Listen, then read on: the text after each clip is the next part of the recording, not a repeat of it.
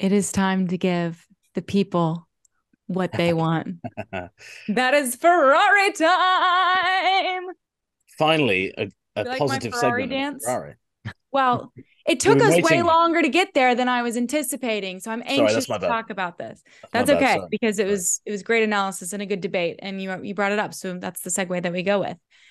Ferrari, my goodness, they might not have won the Italian Grand Prix, but what a showing from both of those drivers. Carlos Sainz, I know he was overtaken by Max and then Sergio, but what an effort defending.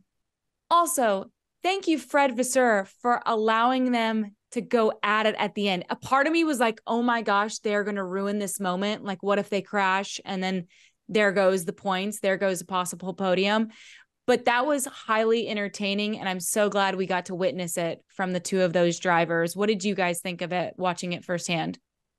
It was fantastic, and just the emotion that Ferrari at Monza builds in the tifosi, as they're called, the Ferrari fans, is fantastic. You know, it's almost tangible when you're there on the grid. And I don't actually know the piece of music, but they play a bit of Italian opera just as the cars roll into position. In it was first place and third place, which I'd never noticed before at Monza, but they did it this time.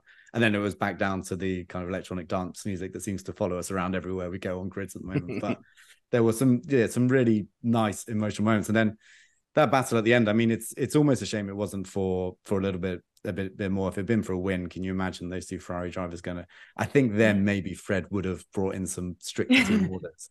The order was no risk.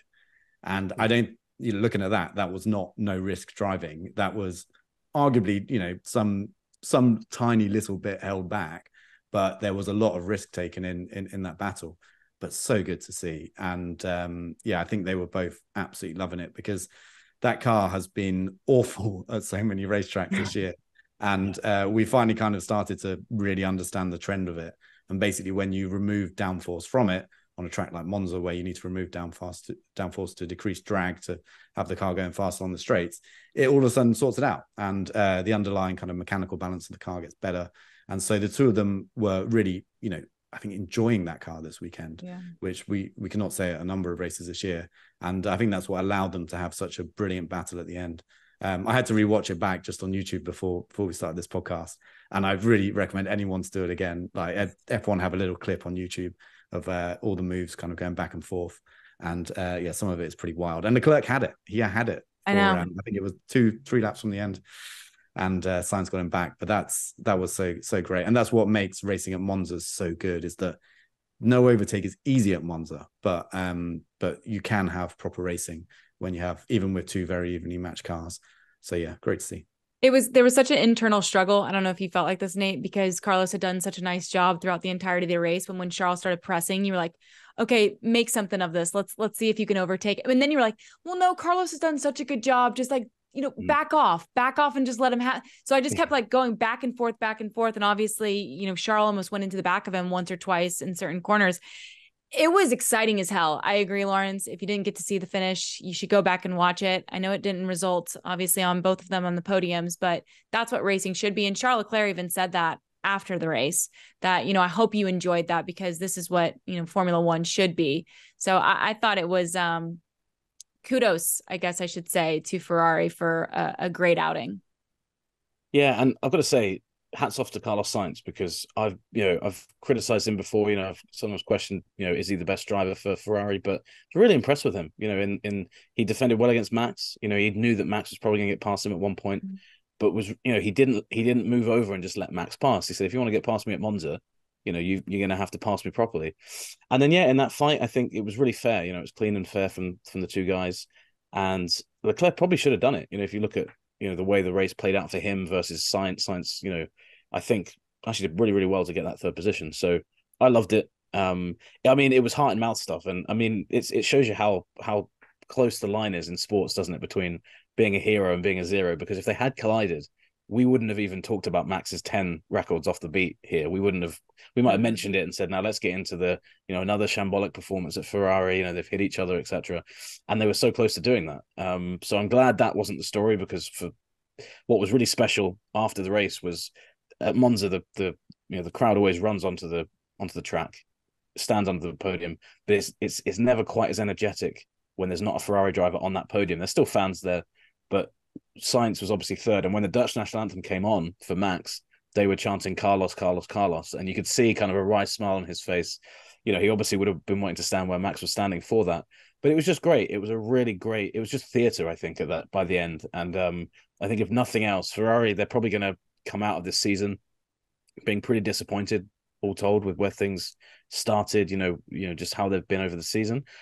But at least with Monza now, they've got this, they can point to this weekend and say, if nothing else, in front of the fans, as Fred Vasseur said, we put on a show for them.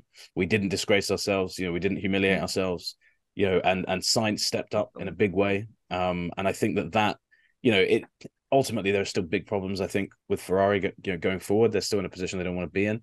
But it's given this part of the season, I think, a different feel to it. And it just is a reminder that, you know, when Ferrari are in that place, they can kind of compete at the front.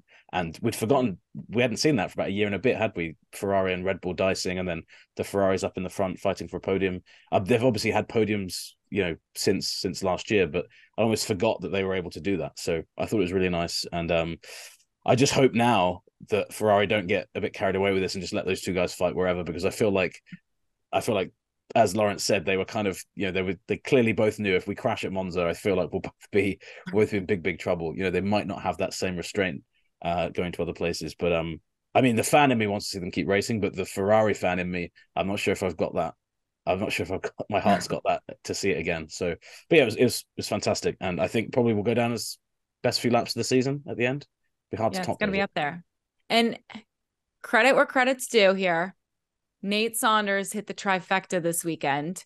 We do predictions on Unlapped every single weekend going into a race weekend. And the trifecta is when you accurately predict 1, 2, and 3. Nate Saunders. So that's what I should have said. Clap it up, Laurence. I know you don't want to, but pretty damn good for you. That's impressive.